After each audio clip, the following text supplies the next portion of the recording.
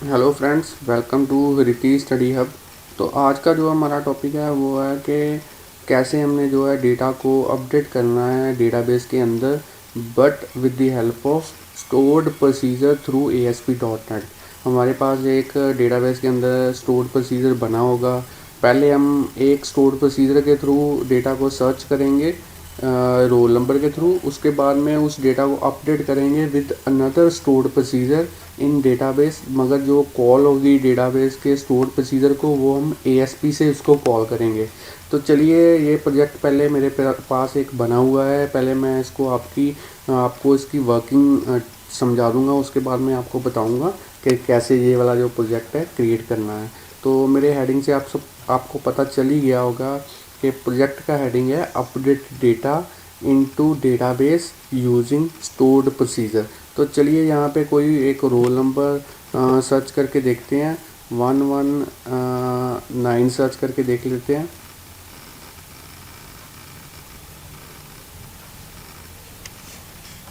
तो ये data not found आ रहा है। कोई और रोल नंबर सर्च करके देख लेते हैं। 106,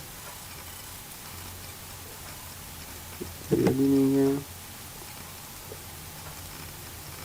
तो ये देखिए, मेरे पास जो 115 का डेटा है वो सर्च होके आ चुका है।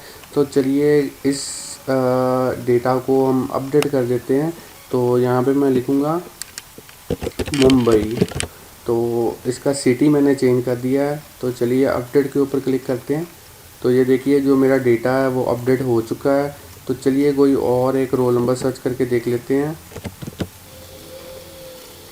तो ये देखिए, जैसे मैंने ये 154 रोल नंबर को सर्च किया तो उसके रिगार्डिंग डेटा आ चुका है। तो चलिए, जो मैंने अपडेट किया था उसको एक बार फिर से सर्च करके देख लेते हैं कि जो अपडेट किया था डेटा वो डेटाबेस के अंदर अपडेट हो चुका है कि नहीं हो चुका है।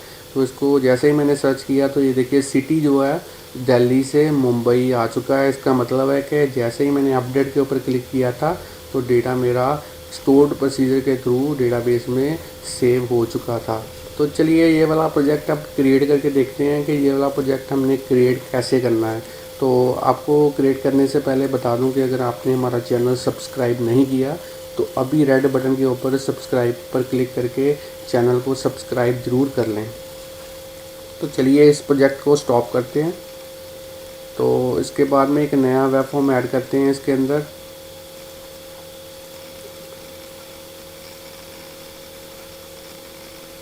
तो वेब फॉर्म के ऊपर क्लिक करके यहाँ पे आप वेब फॉर्म का नेम कोई भी दे सकते हैं, मगर मैं डिफ़ॉल्ट नेम ही रहने देता हूँ। तो इसको ऐड कर देता हूँ प्रोजेक्ट के अंदर। तो मेरा जो नया वेब फॉर्म है वो आ चुका है। तो चलिए, इसकी डिज़ाइनिंग पहले कर लेते हैं। तो सबसे पहले टूल बॉक्स में से मैं एक लेबल को इंसर्ट करूँगा। तो लेबल जो है उसकी टेक्स्ट प्रॉपर्टी होती है उसको मैं चेंज कर देता हूँ।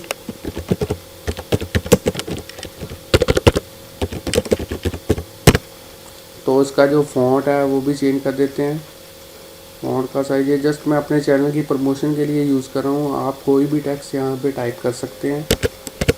अपडेट डेटा, यहाँ पे मैं प्रोजेक्ट का हेडिंग लिखूँगा with the help of store procedure through ASP.NET। कोई भी हेडिंग आप प्रोजेक्ट के रिलेटेड लिख सकते हैं। तो चलिए, यहाँ पे एक टेबल इंसर्ट करते हैं। 5 रो और 2 कॉलम का एक टेबल इंसर्ट करते हैं। इसको थोड़ा सा इसकी जो फॉर्मेटिंग है वो ठीक कर लेते हैं।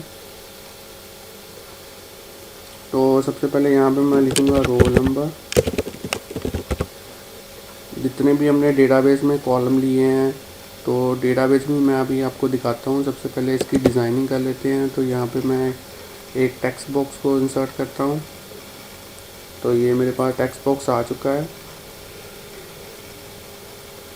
तो चलिए, यहाँ पे एक बटन को इंसर्ट कर लेते हैं, सर्च बटन, और इसकी टेक्स्ट प्रॉपर्टी जो है वो लिख देते हैं सर्च।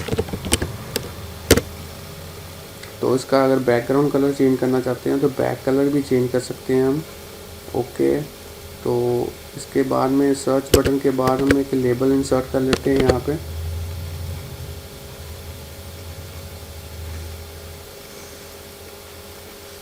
तो ये लेबल मैंने यूज़ किया है। तो ये मैं लेबल यूज़ कर रहा हूँ सर्च के रिगार्डिंग मैसेज डिस्प्ले करने के लिए। अगर तो सर्च होगा तो वो डेटा फाउंड का डिस्प्ले करेगा मैसेज, अगर सर्च नहीं होगा तो नोट फाउंड का डिस्प्ले करेगा। तो चलिए इस टेक्स्ट बॉक्स को कॉपी कर लेते हैं और यहाँ पे पेस्ट कर देते हैं, फिर से पेस्ट कर देते हैं और फिर से पेस्ट कर देते हैं। इसी तरीके से यहाँ पे लिख देते हैं नेम और यहाँ पे लिख देते हैं फादर नेम और लास्ट में लिख देते हैं सिटी। तो चलिए यहाँ पे एक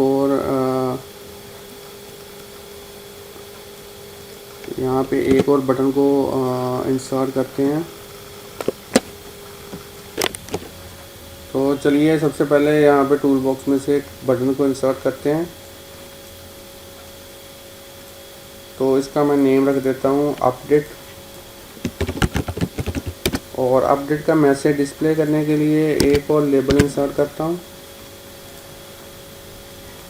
तो लेबल का जो टेक्स्ट है वो मैं ब्लैंक कर देता हूँ। तो चलिए इसका जो बैक कलर है वो भी चेंज कर लेते हैं। तो अपने जो सारे टेबल को सिलेक्ट करने के बाद इसका भी बैकग्राउंड जो है वो भी थोड़ा सा कलरफुल कर देते हैं।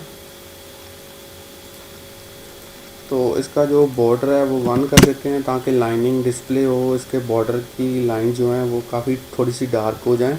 तो चलिए जो हमारा प्रोजेक्ट है वो डिज़ाइन तो हो चुका है। तो आइए अब चलते हैं अपने डेटाबेस के अंदर। जो स्टोर्ड प्रोसीजर है, पहला स्टोर्ड प्रोसीजर सर्च करने के लिए बनाएंगे, दूसरा स्टोर्ड प्रोसीजर डेटा को अपडेट करने के लिए क्रिएट करेंगे। तो वो कैसे क्रिएट करना है वो आपको बता देता हूँ। तो मेरे पास SQL सर्वर 2005 है, तो उसके साथ में मैं SQL server management studio express use कर रहा हूँ। तो जो काफ़ी अच्छा सॉफ्टवेयर है, क्योंकि इसमें जो डेटाबेस के रिलेटेड टास्क हैं वो हैंडल करनी काफ़ी इजी हैं। तो आप भी मैनेजमेंट स्टूडियो ज़रूर इंस्टॉल कर लें। तो ये मेरे सर्वर का नेम है, तो इसके साथ मैं विंडोज़ ऑथेंटिकेशन के थ्रू कनेक्ट कर रहा हूँ।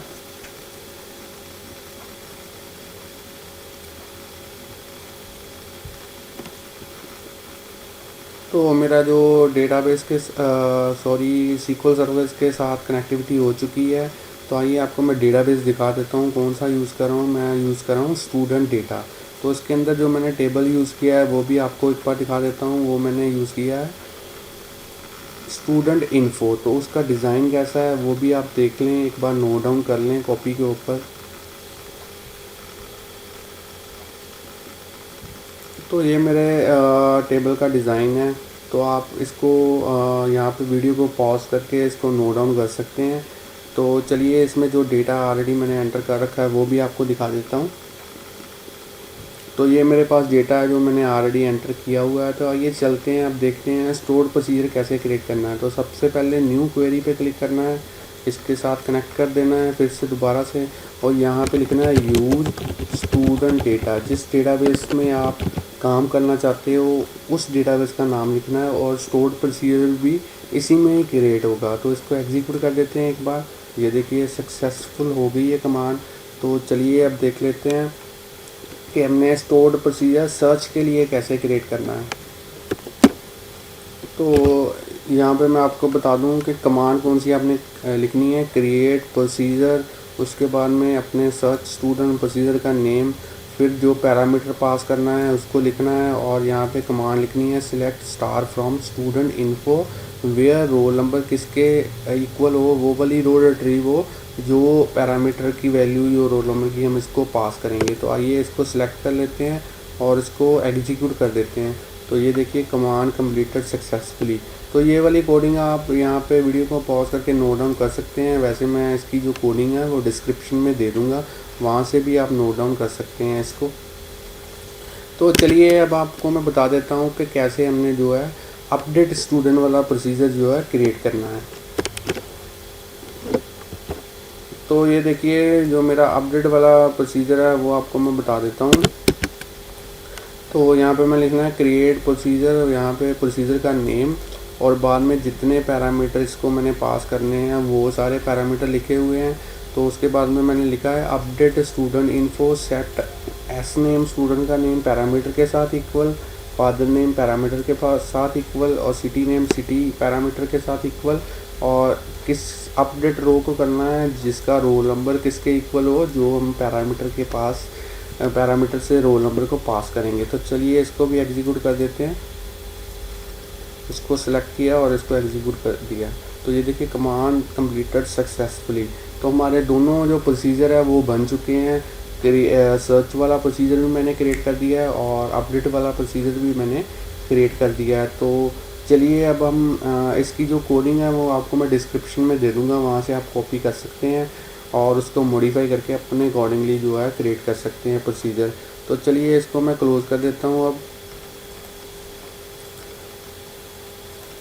तो मेरे प्रोजेक्ट को कंटिन्यू करते हैं। तो अब हमने जो कोडिंग करनी है वो करनी है सर्च बटन के ऊपर। तो सबसे पहले इसके डबल क्लिक करेंगे और यहाँ पे 2 पैकेजेस को इंपोर्ट करना है अपने सिस्टम डॉट डेटा। जो नेम स्पेसिस है ये काफ़ी इंपॉर्टेंट है इसमें, सिस्टम डॉट डेटा और उसके बाद में system dot data dot SQL client. तो ये दोनों जो नेम स्पेसिस हैं ये हमने इंपोर्ट करनी है। उसके बाद में सर्च बटन के ऊपर कोडिंग करनी है। तो जो कोडिंग है वो ऑलरेडी मैंने की हुई है, आपको मैं बता देता हूँ। तो ये मेरी कोडिंग है, मैंने कनेक्शन स्ट्रिंग लिया है, उसी तरीके से सर्वर का नेम है मेरा, फिर इनिशियल कैटलॉग में मैंने डेटाबेस का नाम लिखा है और सिक्योरिटी जो है इंटीग्रेटेड यूज़ की है और पी नेम जो है मेरा प्रोसीजर का नेम है, उसको बाद में मैंने कॉल किया है। तो सबसे पहले मैंने पैरामीटर जो पास किया है वो टेक्स्ट बॉक्स 1 से पास किया है, फिर मैंने एग्जीक्यूट रीडर यूज़ किया है और रीड किया है। अगर तो डेटा अवेलेबल है तो टेक्स्ट बॉक्सेस में डेटा को रिट्रीव करके डाला है और बाद में लिख दिया है डेटा हैज़ बीन फाउंड। अगर नहीं मिला तो यहाँ पे लिख दिया है data has not been found. तो ये वाली जो कोडिंग है ये आपको मैं डिस्क्रिप्शन में दे दूँगा, वहाँ से आप कॉपी कर सकते हैं। बड़ी सिंपल कोडिंग है। तो आप यहाँ वीडियो को पॉज करके भी इसको नोट डाउन कर सकते हैं। तो चलिए अब हमारे अपडेट बटन की कोडिंग कर लेते हैं। तो इसके ऊपर डबल क्लिक करेंगे। तो इसकी भी जो कोडिंग है वो ऑलरेडी मैंने कर रखी है। तो आप देख सकते हैं सेम कोडिंग है, बस यहाँ प्रोसीजर का नेम जो लिखना है अपडेट स्टूडेंट 1 लिखना है और बाद में 4 पैरामीटर्स इसको पास करने हैं इस कमांड के थ्रू, ऐड विद वैल्यू के थ्रू, और बाद में लिख देना है एग्जीक्यूट नॉन क्वेरी, मतलब कि एग्जीक्यूट करना है प्रोसीजर को और बाद में लिख देना है data has been updated in database. तो चलिए ये मेरी कोडिंग हो चुकी है। ये वाली कोडिंग भी मैं आपको डिस्क्रिप्शन में दे दूँगा। तो अब चलते हैं अपने प्रोजेक्ट को रन करके देख लेते हैं कि कैसे हमारा जो प्रोजेक्ट है वो वर्क करेगा।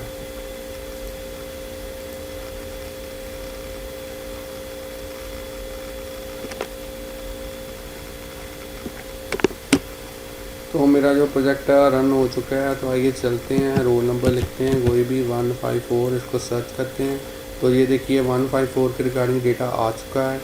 तो यहाँ पे मैं फादर नेम के बीच में चेंजेस कर देता हूँ और जो मेरा सिटी था उसको भी मैं चेंज कर देता हूँ, गुजरात कर देता हूँ यहाँ पे, और इसको अपडेट करते हैं। तो ये देखिए डेटाबेस जो है अपडेट हो चुका है। तो चलिए कोई और रोल नंबर सर्च करके देख लेते हैं। अब दोबारा से 154 को सर्च करके देखते हैं ताकि आपको पता चल जाए कि वो जो वैल्यूज़ हैं वो डेटाबेस के अंदर जो है स्टोर्ड हो चुकी हैं, अपडेट हो चुकी हैं। तो चलिए 154 को सर्च करते हैं। ये देखिए फादर नेम भी चेंज हो चुका था और सिटी भी चेंज हो चुका है ऑलरेडी। तो ऐसे आप स्टोर्ड प्रोसीजर के थ्रू डेटाबेस में कोई भी डेटा जो है अपडेट कर सकते हैं। तो thanks friends for watching video. आज का हमारा टॉपिक यही था, यहीं पे कंप्लीट होता है। तो आगे और भी ट्यूटोरियल्स जो हैं इजी वे के साथ मैं लाता रहूँगा ASP.NET के रिगार्डिंग और अदर प्रोग्रामिंग लैंग्वेजेस के बारे में। बस आपकी सपोर्ट की ज़रूरत है। हमारे चैनल को सब्सक्राइब कीजिए और अगर हमारी वीडियोज़ अच्छी लगती हैं हमें फीडबैक कमेंट के थ्रू ज़रूर दीजिएगा ताकि हम अपने वीडियोज़ को और भी बढ़िया कर सकें।